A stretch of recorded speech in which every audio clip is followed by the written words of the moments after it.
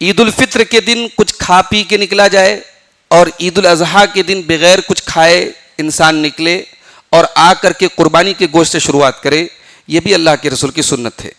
بخاری اور مسلم کی روایت ہے، حضرت انس کہتے ہیں کہ اللہ کے نبی صلی اللہ علیہ وسلم عید کے دن نہیں نکلتے تھے حتیٰ یأکل تمرات، جب تک کہ آپ کچھ کھجوریں نہیں کھا لیتے تھے۔ ایسا کیوں رکھا گیا؟ ایسا شریعت میں کیوں مسئلہ رکھا گیا؟ اصل میں عید جو ہے وہ اس بات کا اعلان ہے کہ آج سے ہمیں روزہ نہیں رکھنا ہے، تو اس اعلان میں مزید تاکید کے لیے اور اس میں مبالغہ کے لیے یہ حکم دیا گیا کہ عید والے دن آپ عیدگاہ جانے کے پہلے کچھ کھا کر کے آپ گھر سے نکلیے۔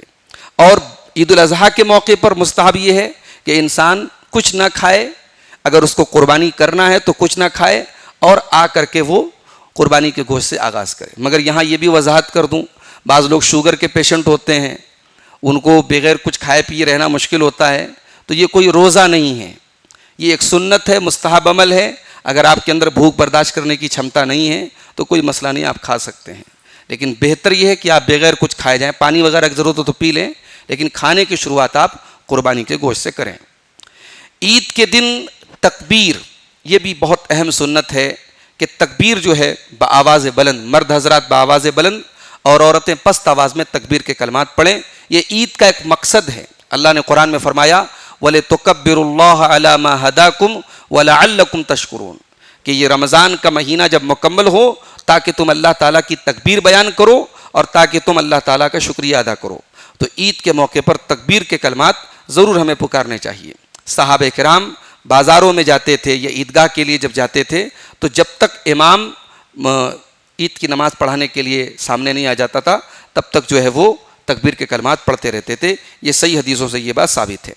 تکبیر کے کلمات جو مشہور ہیں ہمارے ہاں، اللہ اکبر لا الہ الا اللہ واللہ اکبر وللہ الحمد، یہ کلمات بھی آپ پڑھ سکتے ہیں۔ اس کے علاوہ اللہ اکبر کبیرہ والحمد للہ کثیرہ وسبحان اللہ بکرۃ واصیلا، یہ کلمات بھی آپ پڑھ سکتے ہیں۔ یہ سارے کلمات حدیث سے ثابت ہیں۔ عید کے موقع پر ایک دوسرے کو مبارکباد دینا یہ بھی جائز ہے، بلکہ بہتر ہے۔ صحابہ کرام ایک دوسرے کو مبارکباد دیتے تھے۔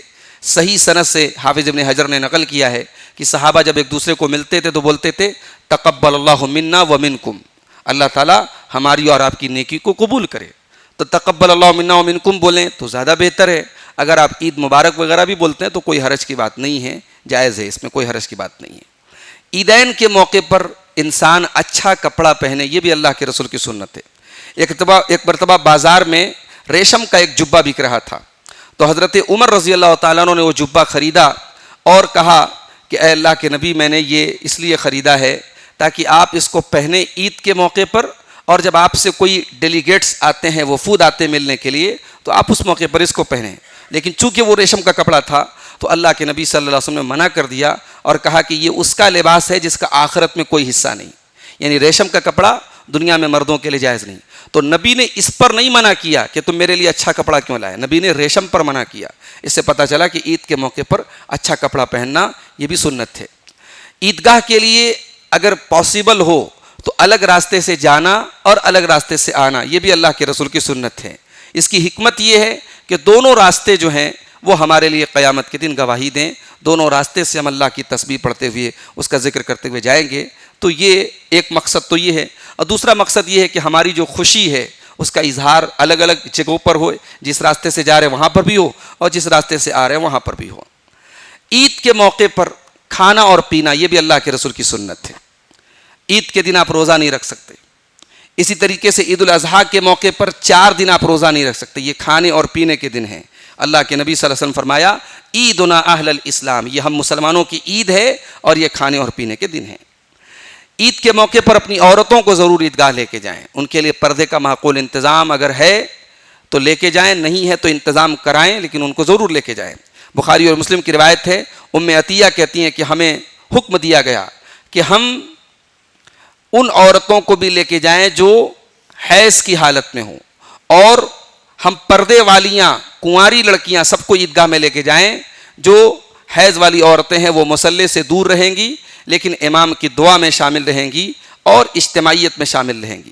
ایک عورت نے کہا کہ اللہ کے رسول ہمارے پاس جلباب نہیں ہوتا، چادر نہیں ہوتی، تو آپ نے فرمایا کہ اس کی سہیلی اس کو چادر دے دیں۔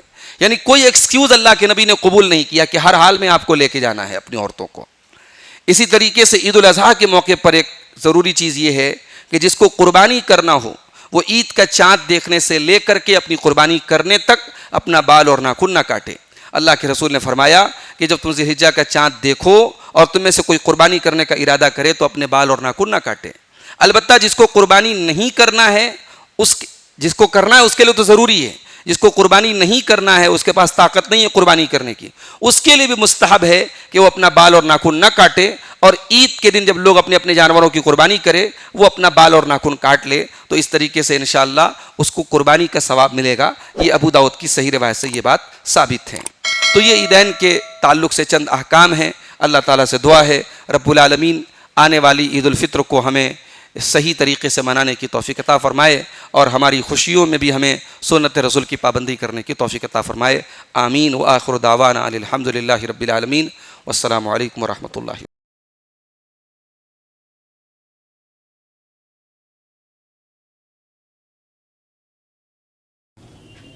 السلام علیکم ورحمۃ اللہ وبرکاتہ.